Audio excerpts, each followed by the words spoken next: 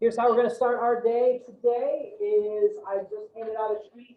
If you're watching this on video, if you can hear me, because I'm standing far away from the microphone, if you can hear me, then what I want you to do, please, I'm going to give you 5 minutes. I would like you to please reproduce the 6 basic graphs. Do your best to do it from memory, please. But if you need to look on your notes, that's okay. But that is the important thing for the day. Reproduce those graphs. If you're watching on video, I'm pausing, so pause the video.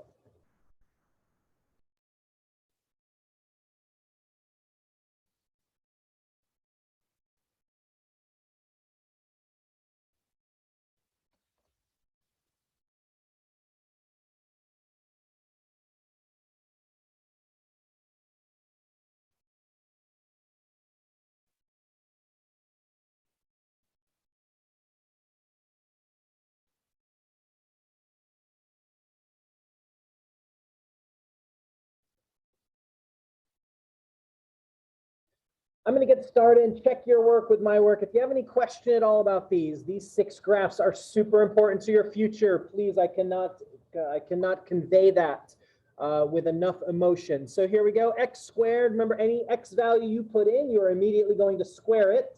So I'm only going to put in values that are going to stay on my small grids here. So when I put in 3, 3 squared becomes 9. I put in 2, 2 squared is 4. 1 squared is 1. 0 squared is 0. -1 squared is 1. -2 squared is 4. -3 squared is 9. So we get this, our good friend, the parabola. I'm going to put some arrows on it. And there we go. The next one, right to the right, is the absolute value graph. Any inputs I put in, I'm going to then take the absolute value of, which means I just make it positive. So whatever values you want. So if you put in -5, the absolute value is 5. If you put in -2, the absolute value is 2. 0, 0. If you put in 3, the absolute value is 3. And then if you put in 7, absolute value is 7. And we should all get a V. Oops. Which I'm not doing a very good job drawing, I apologize, on both sides.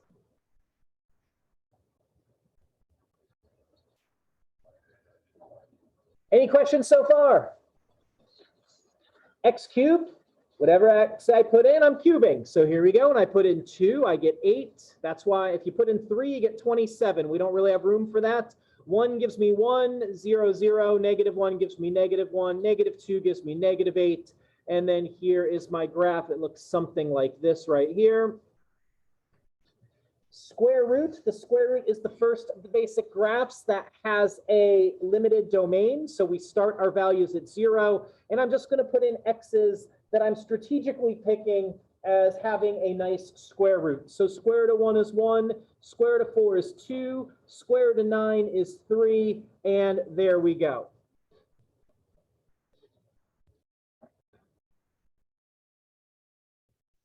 Flipping the page. At the top, I've got the cube root. So again, picking values strategically that have a nice cube root. The cube root of -8 is -2. The cube root of -1 is -1. 0, 0. Cube root of 1 is 1. Cube root of 8 is 2. And then here is what this graph looks like. And then last but not least, the identity graph. Whatever x value you put in is the x value you get out. So if you put in -5, you get out -5. If you put in -1, you get out -1. If you put in 2, you get out 2. If you put in 4, you get out 4, etc. It's just a line with slope 1 and y-intercept of 0, and there's my graph. Okay, those are the 6 basic graphs. You really need to be able to produce those from memory with some sort of ability to do them rather efficiently. I've got graph paper at the top of your Canvas homepage. So I would recommend sometime before we meet again, please print out 2 copies and practice your basic graphs. Okay, that's super important. So now what we're going to do is we're going to do some things with the basic graphs. So today we're going to talk about 2 things. We're going to get lots of practice because as we go through this semester, as we have more basic graphs added, we are going to do these same things to every graph. It never changes. So keep that in mind. So what we're going to talk about first is what's called a vertical translation. And a vertical translation is defined like this. If I have a value of c that's bigger than 0, that just means positive. That's the fancy math way to write positive. So if c is greater than 0, then f of x plus c represents, I'm going to stop right there because you're going to help me figure this out in just a minute. I'm going to give you 15 seconds to write that down because I know you're trying to be nice and neat when you're writing. Remind me of something. When I use this notation, when I use f of x notation, what does f of x represent? This represents what? A y value, right? That's just our function notation. Means the same thing. It represents a y value. So when I take my f of x and I add a number to it, what am I adding that number to? All of the y values. Yeah, so think about the graph. If I add a number to all of my y values, if I make all the y values bigger, what's going to happen to the graph? Where's it going to move? I'm making the y values bigger.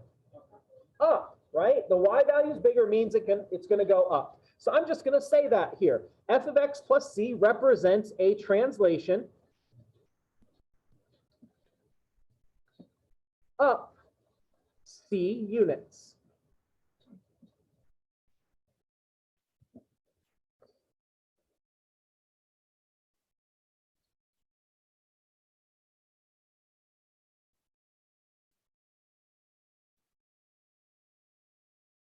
Similarly, if I take f of x, but this time instead of adding the value of c, if I subtract the value of c, what's going to happen to the graph now? Going to go down. I'm subtracting c from all of the y values, so it's going to move down. So that represents a translation down c units.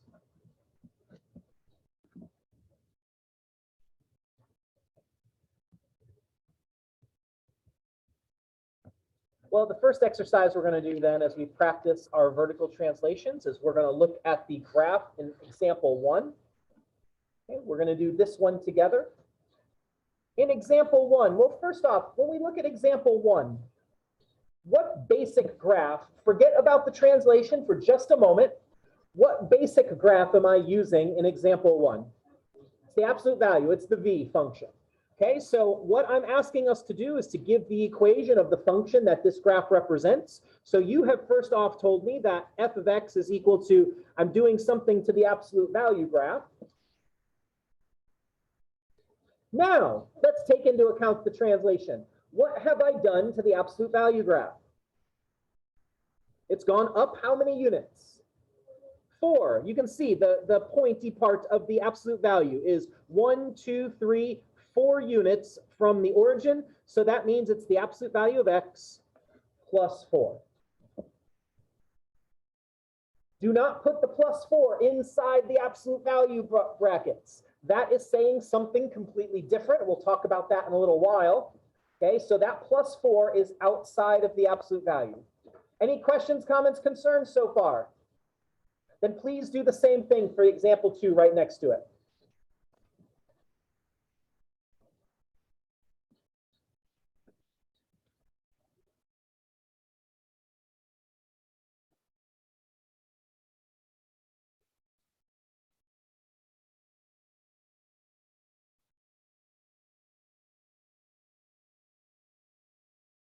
Again, what basic graph am I using for example 2? Once again, it's the absolute value. No trick questions there. This time, what has happened to my basic graph? It's down. How many units? So what do I put after the absolute value of x? -3. Excellent work. You're doing great. Any questions before I flip the page and we do the next thing?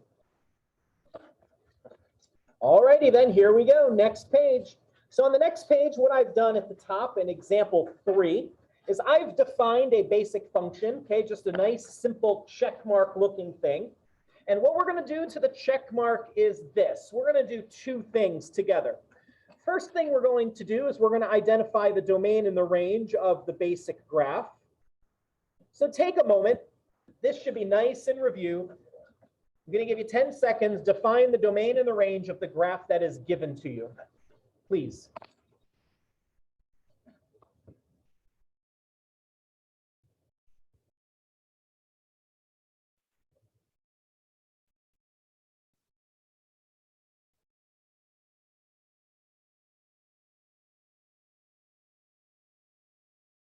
All right, the domain. How far left does this graph go? -4. How far right? +4. And since those points exist, I'm going to put brackets around it. And then the range, the lowest y value, again, is -4. I wasn't super creative. I apologize. You deserve better. And then the y value, biggest y value is +4. So the domain and the range are the same interval on the x and y axis. Remember, any questions that occur to you, please ask. I'm just having a great time up here doing this. So here's what I would like you to do. Or no, this one we're doing together because it's the first example. What we're going to do together here is we are now going to create f of x plus 5. That's supposed to be green on the screen. I don't know that it looks green, but we'll go with it. Okay, so f of x plus 5. So I've put a +5 out here. What is that going to do to all of my y values?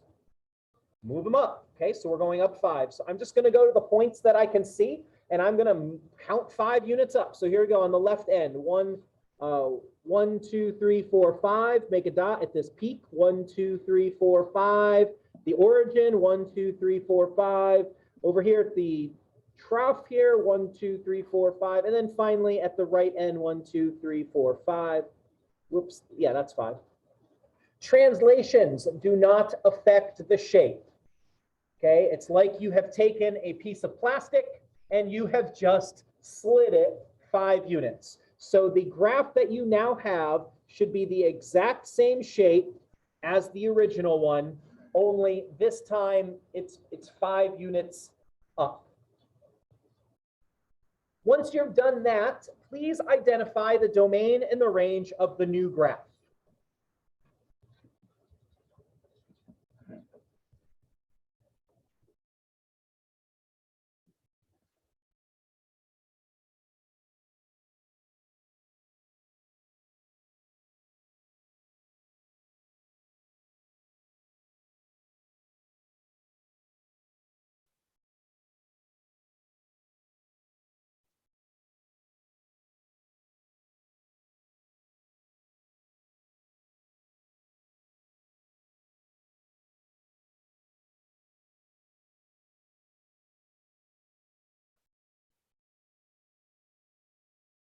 I'm going to give you the domain and the range if you have any questions. So since we moved the graph up, the domain is not affected. It is still -4 to 4.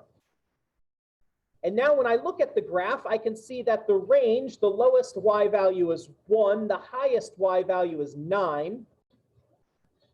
And the reason for the first 2 examples that I'm going to have you identify the domain and the range is I just want you to see what the translation does. We moved this graph up. So since we did not move it left or right, the domain is unaffected. But notice, if you are just given a domain and range and not the graph, and you know the translation, we could have found the range from this just by adding 5 to each endpoint. -4 plus 5 is 1. 4 plus 5 is 9. Okay, so there's a relationship there. Okay, we've just moved the whole graph up 5, so the whole range moved up 5. Any questions before I give you one of your own to do? All right, what I would like you to do then is for the example right next door. Once again, I'd like you to identify the domain and the range of the graph that's given. And then once you've done that, I would like you to please graph g of x minus 6. And then identify that domain and range.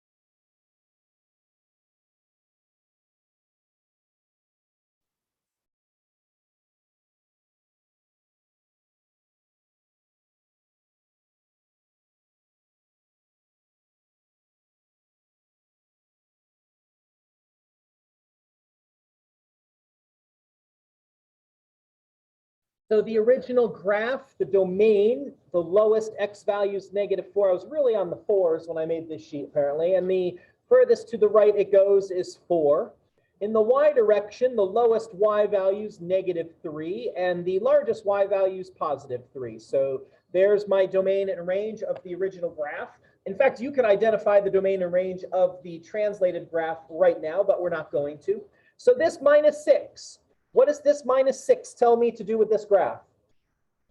We're going down 6. We're subtracting 6 from all of the y values. We're going down 6. All right, here it goes. So this first point over here, I'm going to go down 6, so it's going to go to right there. This point down 6. The origin goes down 6. This point right here goes down 6 to -9, and then the right point goes down 6 to here. So once again, the shape of the graph is not going to change at all unless it's due to my artistry. Oh, but that's the graph of the year. Great job, Herkster. There is the graph. Domain and range, since I moved this down, the domain does not change. And the range, we can see it from the graph, or we can just do it right here to the range. I'm subtracting 6, so the left is -9 is the lowest y value, which I can see. And then the largest y value is -3 again, which I can see. Anybody got a question? Anything you stumbled on right there? Because we're just going to do a couple more examples of a vertical translation before we talk about the other thing today, and then we're going to have great fun. All right, example 5. I've given you another function. Notice it has a starting and stopping point. Okay, so notice that as we do this problem. And what I would like you to do with h of x is do h of x -3. I'm not worried about domain and range on this one. I'm hoping that that is something you are super comfortable doing.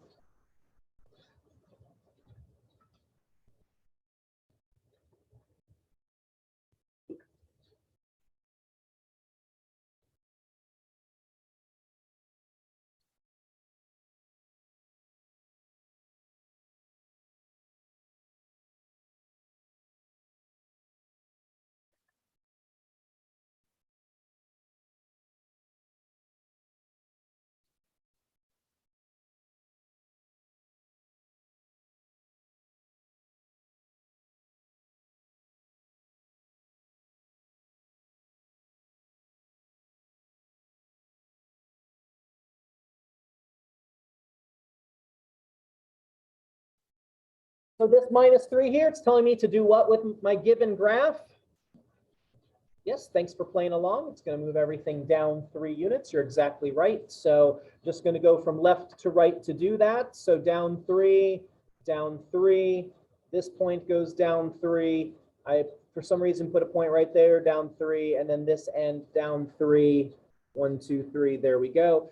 The shape should be exactly the same. There we go. One more, or no, actually 2 more, because we're having as much fun as we possibly can. So what I would like you to do with the next one is k of x. I would like you to do k of x plus 4.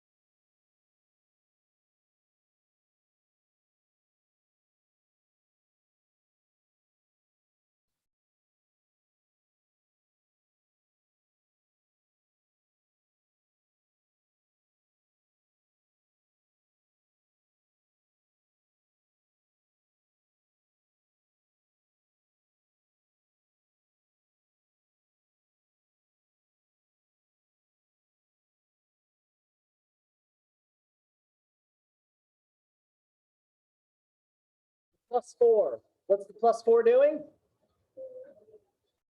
Moving the whole thing up. So I've just defined a few points for you here. So we're going to move this point right here up 4, This one up 4. I've got a point up here, 1, 2, 3, 4, and then it stays constant. Notice I have arrows this time, so what that means, this graph keeps going in that direction. So I'm going to do this, put an arrow right there.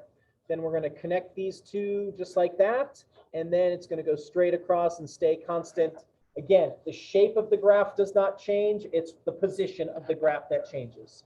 One last one, I'd like you to flip to the very front. We're going to do one of these translations on one of our good friends, our basic graphs. So this square root of x function, I would like you to now graph the square root of x and then do plus 6. Okay, square root of x plus 6.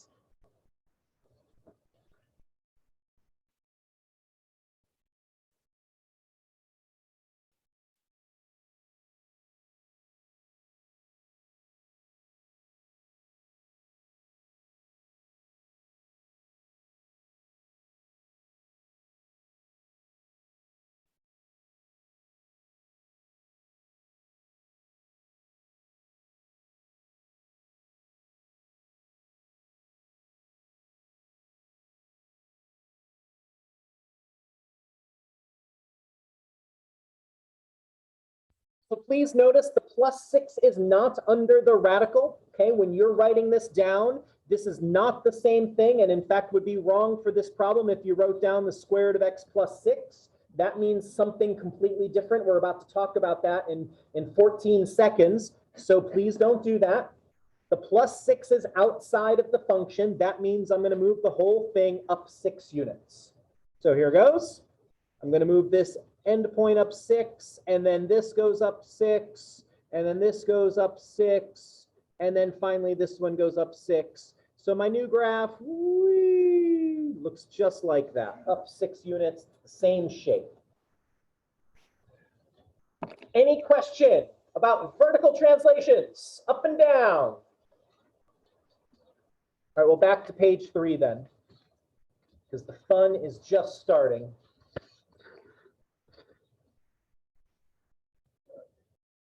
The other translation that we have and the other topic for the day that we're going to focus on are horizontal translations. This time we are moving our graph left and right. I want you to be super careful. This is probably one of the hardest things in this whole chapter, okay, is to catch on to the horizontal translations. Okay, so this time we'll know that we're moving in the horizontal direction when my value of c is inside the function. So now it's not being added on the outside. So please make sure, and if you need to compare now, that's good. Make sure you understand and can see the difference in notation between the vertical that we were just talking about and horizontal. Now here's the thing. Horizontal translations are a little counterintuitive. So you might look at this and you say, oh, x minus c, that means I'm going to subtract c from all the x values, and you would be wrong. Okay. So f of x minus c, it represents a translation right, meaning the positive direction. So underline that. That's super important. That represents a translation right c units.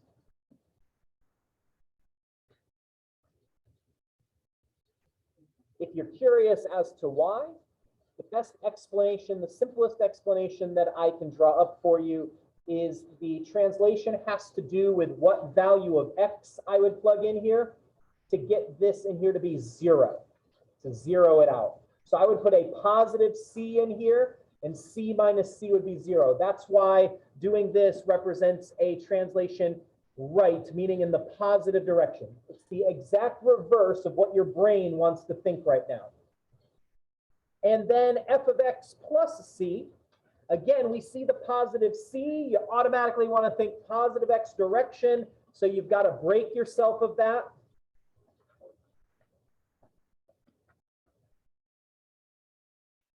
When you have the f of x plus c, that is a translation left, or in the negative direction, c units. So in both cases, it's the exact reverse of what you would think.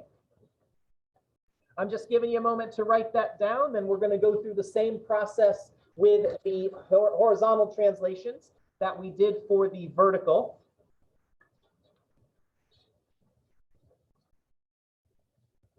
All right, I'm flipping to page 4. Everybody up to date? Am I going too fast? All right, I'm not seeing anybody say no, although all of you just look like blurry blobs right now because I'm not wearing my glasses. So you have to make some sort of waving gesture. Okay, so example 7 gives us a graph, and this time it's been translated horizontally. So first off, what basic graph am I representing to you in example 7? It's the x squared graph, exactly. Since it is a left or right translation, I know that my value is being either added or subtracted inside. So I'm going to start off by saying that this is f of x is equal to, and I'm going to put some parentheses, squared. It's the x squared graph.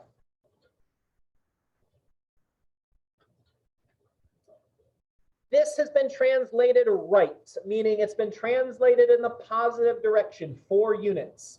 So what am I going to put in these parentheses right here? X minus 4. Again, it's the exact opposite. We went positive 4 units, so it's x minus 4.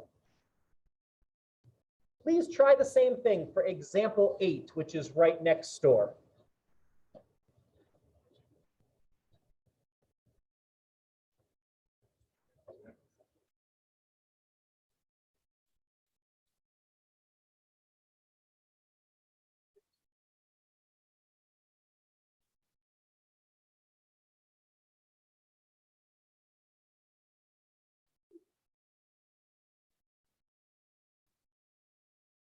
All right, once again, you can see from the shape of this that it's just my x squared function that's been moved to the left this time. So I'm going to put a nice parentheses with a square.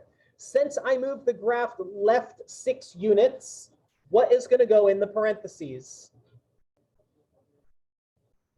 X plus 6, yes.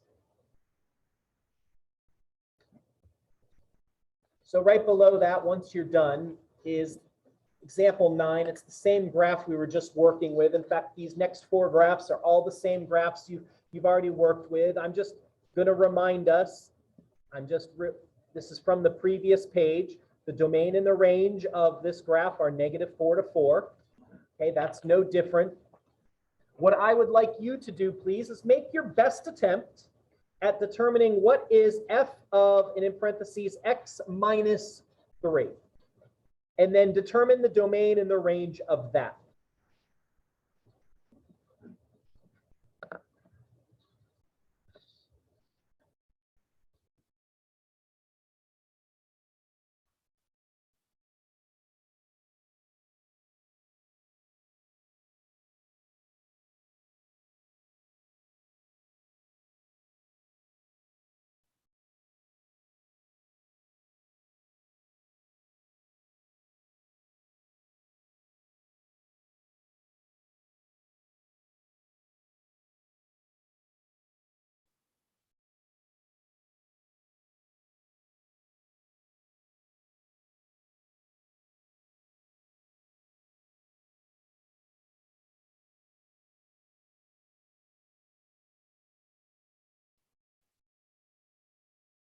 So the x minus 3 in the parentheses, that's going to send my whole graph where? What am I going to do? It's going to go right. So I'm just going to make a little note for you. That goes right 3. So I'm going to move all those points that I see right 3 units. So over here on the left, we go 1, 2, 3, make a dot.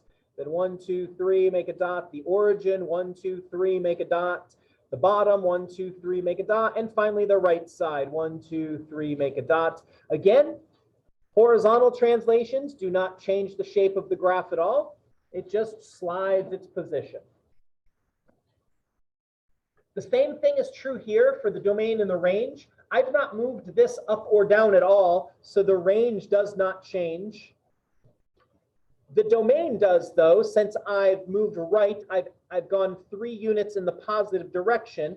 That changes it to -1 to 7, which I can get just from reading the graph, or I can get from adding 3 to each end of my original domain. All right, so next one, we're gonna one more time right here. You're gonna do the domain and the range of this, but I'd also like you to determine, please, what is g of x plus 5 and its domain and range. So do the domain and the range of the original graph. It's on the previous page if you're feeling lazy. And then g of x plus 5.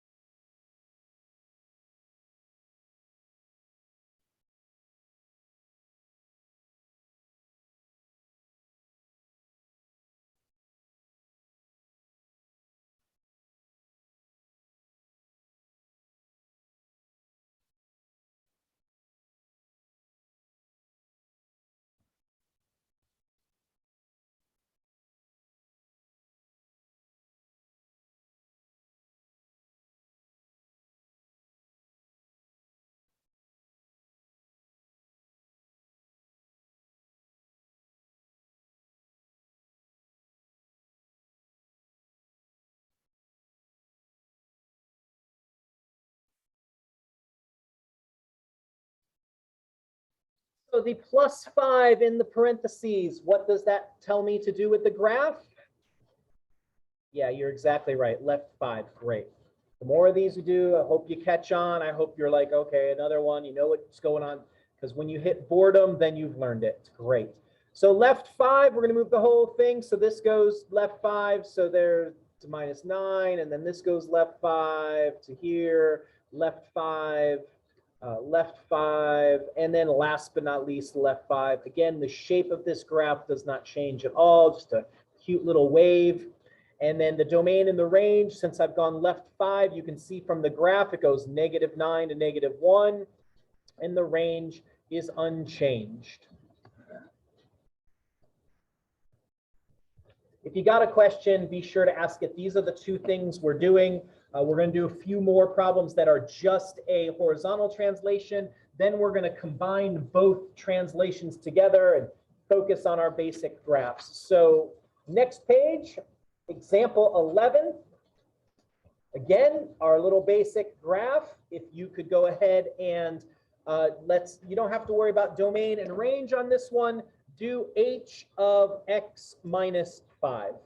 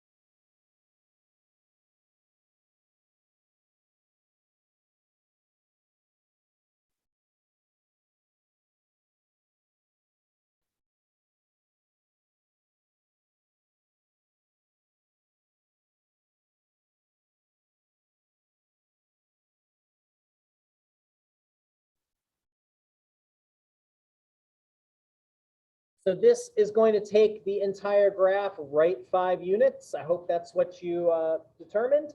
And so we'll do that now. So this first point goes right 5. Then the second point goes right 5.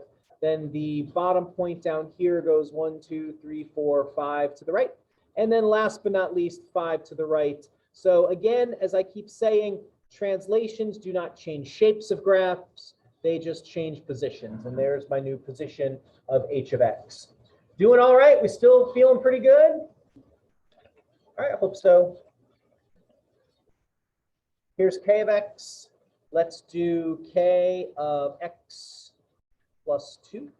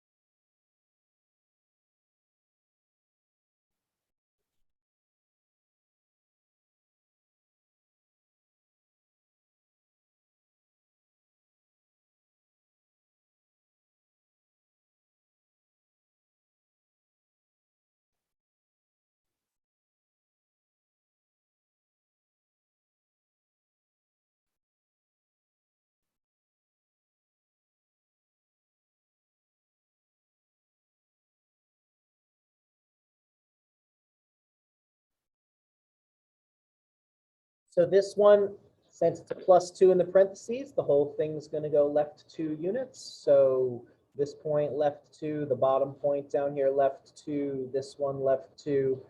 So again, the left side of this goes away from us like that. And the middle is increasing. And then and we'll just do that.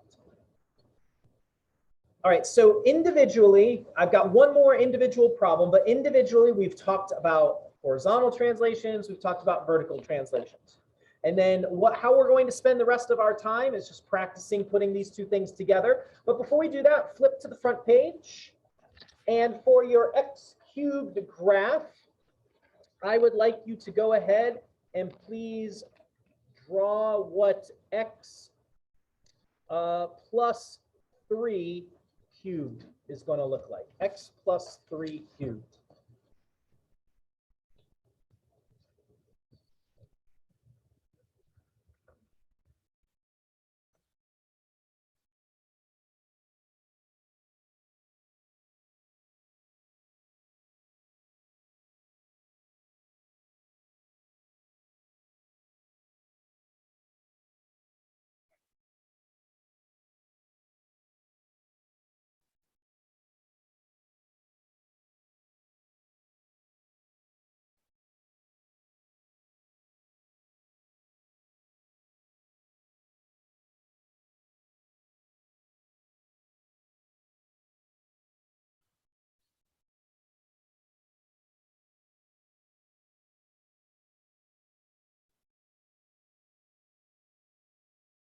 So this graph, the x plus 3, it's inside the parentheses. I'm cubing the whole thing is going to move left 3 units. And so I'm just going to take these basic points that I have already graphed, and I'm going to move them all over 3 units. And we see that it looks something like this.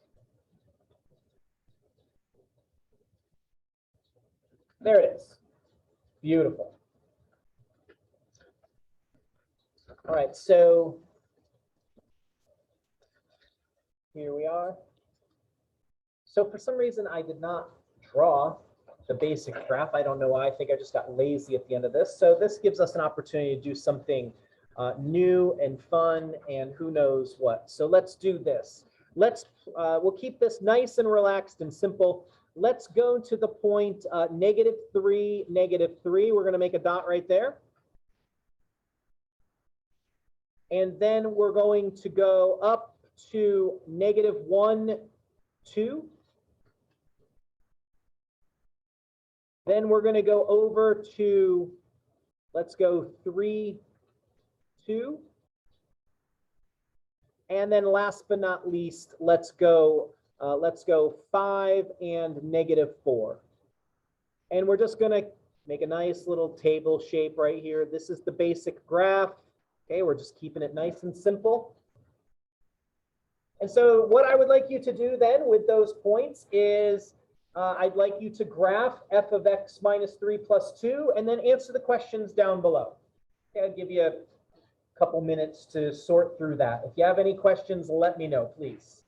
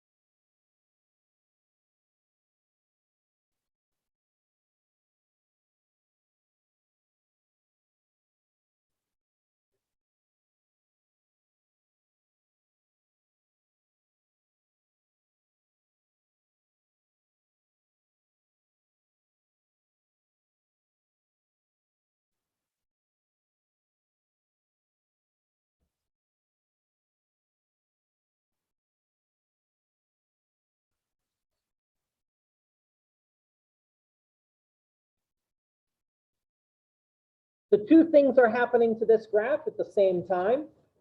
Okay, so tell me, what's one of the adjustments, what's one of the translations you made right here? It's going to go 3 to the right. That's great. And what's the other thing that's happening? It's going up 2. So you're going to move this whole thing right 3 and then up 2. Perfect. So we'll do that. So we'll go right 3, 1, 2, 3, and up 2 at that first point. Right 3, 1, 2, 3, and up 2. Right 3, up 2, and then finally right 3, up 2. There's my graph, same shape, just rubber stamped it right up there. There we go. Answering the questions down below, what's the domain and range of my original function? So I'm hoping for the domain, you wrote that it was from negative 3 to 5. For the range, it looks like it goes from negative 4 to 2. And now you can either get the domain and the range of the new function from the graph or just from moving those right 3 and up 2. So the domain of the new graph is going to be from 0 to 8 because we moved the whole thing right 3 or added 3 to the original domain. And then the range of the new graph is going to be from negative 2 to 4 because we moved it up 2 or we added 2 to every point on the graph. Yes?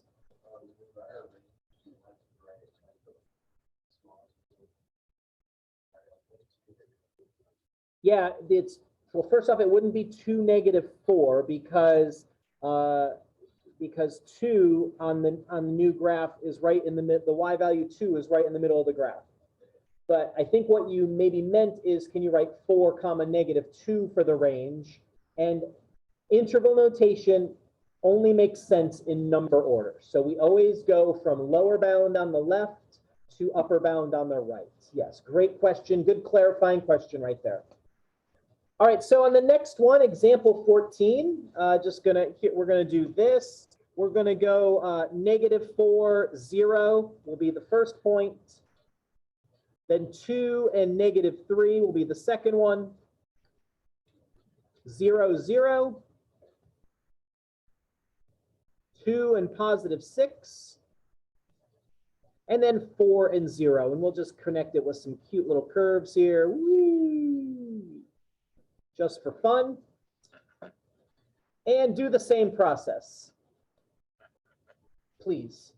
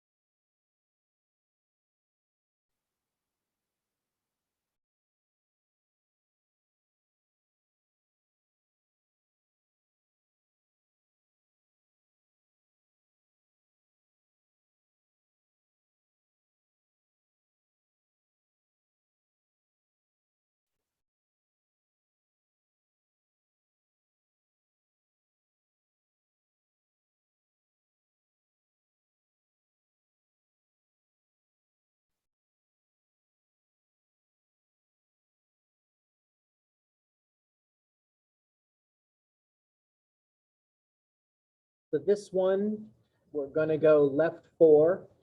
That's what the +4 in the parentheses is telling us to do. Then we're going to go down 6. So I'm going to take each of these points. I've got 5 points. I'm going to go 1, 2, 3, 4 left, and then down 6. I'll make my first dot. This one, 1, 2, 3, 4, and then 2, 4, 6. There's my second dot. Left 4, down 6, dot 3. Left 4, down 6, there's dot 4, and then the last one, left 4, down 6. And so again, the shape of this should not change at all if I'm doing my job all right, and only the position of it does. So the domain of the original function, I'm hoping you wrote down that it went from -4 to 4. And then the range of the original function went from a low of -3 to a high of 6.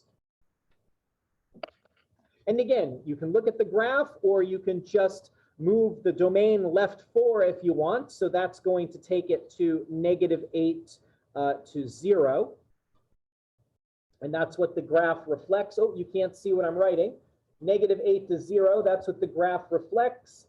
And then the range, you can move the whole thing down 6, and that's -9 to 0. Again, the graph reflects that as well.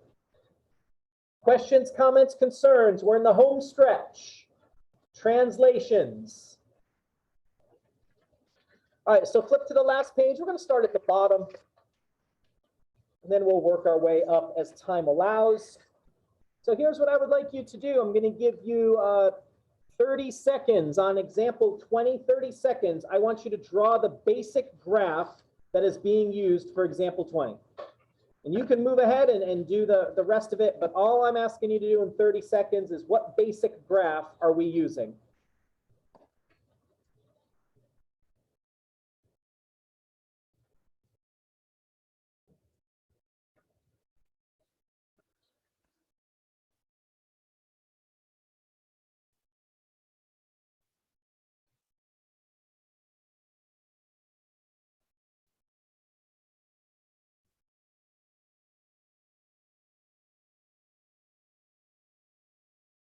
All right, the basic graph is the x squared graph. You can see that I just circled the exponent. So the x squared graph we did earlier, you go over 3, you go up 9, you go over 2, you go up 4, over 1 up 1, 0, 0, negative 1 up 1, negative 2 up 4, and negative 3 up 9. And there's my basic points. I'm just going to, oops, I totally missed those points. That was terrible. You deserve better. All right, so now I would like you to take that basic graph and I would like you to perform the translation that is asked for and then identify what's the domain and the range of the result.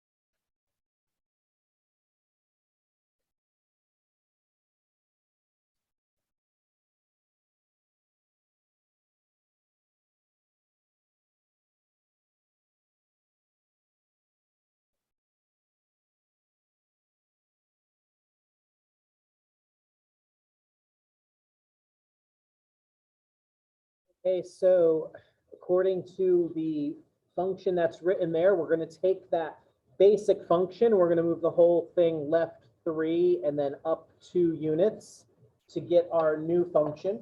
So left 3, up 2. So I'm going to start with my vertex down at the bottom, 1, 2, 3, and then up 2. And then I'm going to do that with each of the points. Left 3 and up 2 brings me here and here, and then here and here.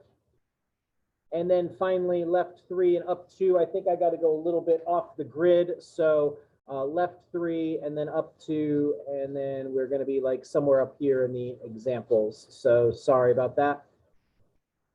So here we go. Here's my new graph. Woo!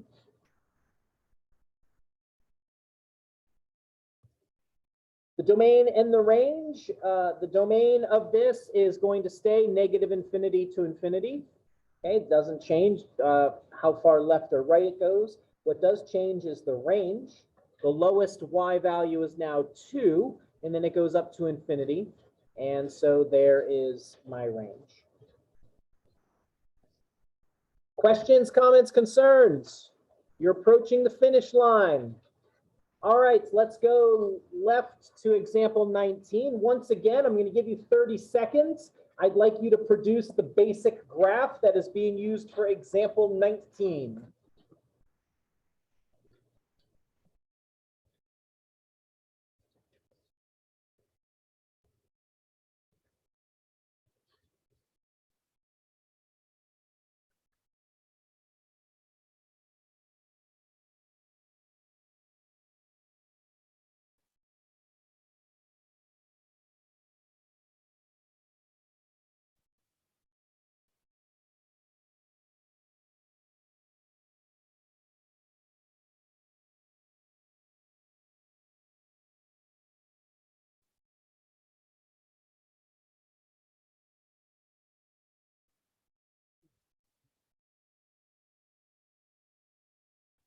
This is the x cubed graph, as we can see by the exponent. And so the x cubed graph, we go 2 cubed is 8, 1 cubed is 1, 0 cubed is 0, negative cubed 1 is negative 1, and negative 2 cubed is negative 8. So here's my graph. Better this time than last time, or I missed all the dots. So then I would like you to take that graph and I would like you to perform the translations and then identify the new domain and range.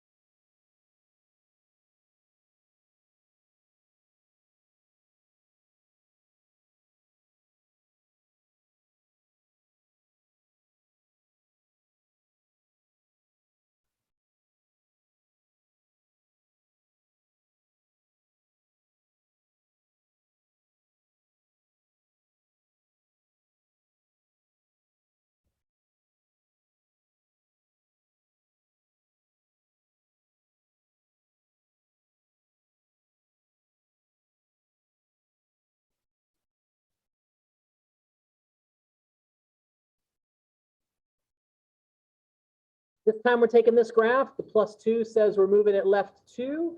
The -1 says we're moving down 1. So left 2, down 1 with all these points. So left 2, down 1, left 2, down 1, left 2, down 1, left 2, down 1, and then left 2, down 1. And so here are my points. Here's my connect the dots. Same sort of shape. Beautiful. Domain and range, well, this is the x cubed graph. So the new domain and range look a lot like the old one. So the domain is negative infinity to infinity. That's how far left and right it's going. And then the range is very clearly negative infinity to infinity. That's how far down and up it is going. So there is my domain and range. I'm just going to do 2 more, and then you'll be free of me, and I'll see you Thursday. We'll have even more fun on that day. Any questions before we move on to the second to last problem? Okay, then let's just scoot up to example 17. Once again, I'm going to give you 30 seconds. Please identify or please draw the basic function that we are going to use for example 17.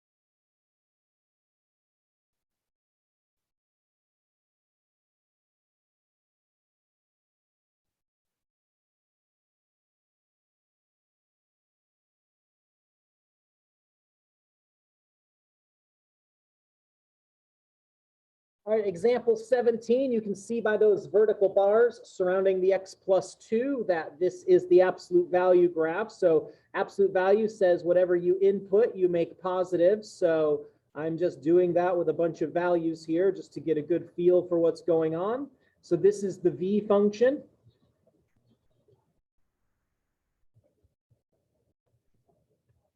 So once you have identified the v function, please do the translation and identify the domain and the range of the new graph.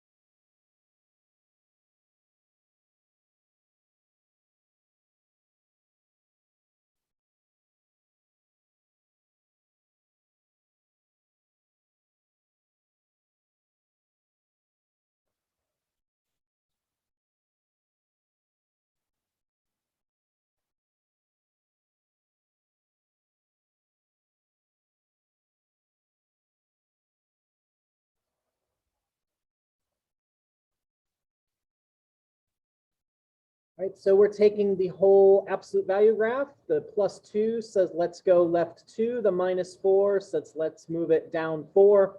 So I'm going to take the vertex left 2, down 4. I'm keeping in mind that this is just that we're just moving at increments of 1. So I'm just going to make some dots down here. I think you'll find, as you do a bunch of these, you'll find some shortcuts.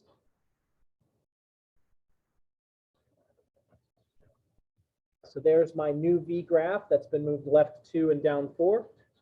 The domain left and right stays negative infinity to infinity. Doesn't matter if you move it left a billion, the domain's going to be negative infinity to infinity. The range, though, starts now at -4. That's the lowest, and then goes up to infinity. Anything you got for me before we do this last problem for the day? Don't be shy. We're going to be doing this all semester. So the better you get at it now, the better it's going to be for you the rest of the semester. So the last one, example 18, if you would please, again, 30 seconds, draw the basic graph for example 18.